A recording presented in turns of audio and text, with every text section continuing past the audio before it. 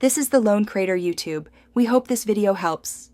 You start by removing the old pads correctly so the replacement seats cleanly. First, power off the headset and unplug it. This protects electronics.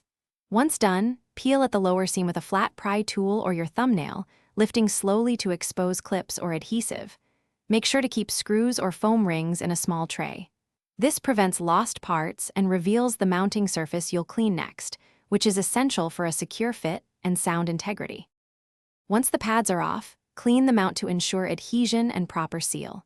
Use 70% isopropyl on a microfiber cloth to remove oils and leftover glue, and a soft brush for trapped lint. Make sure the driver grille and foam surround are intact.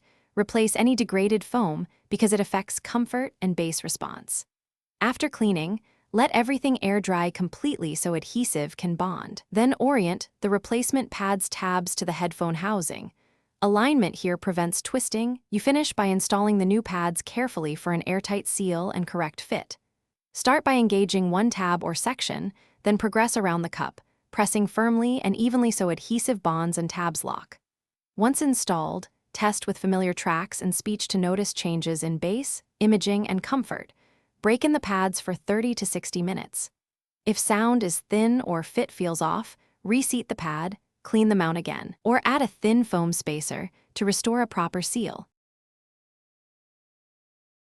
Thanks for watching. Consider subscribing if we helped you.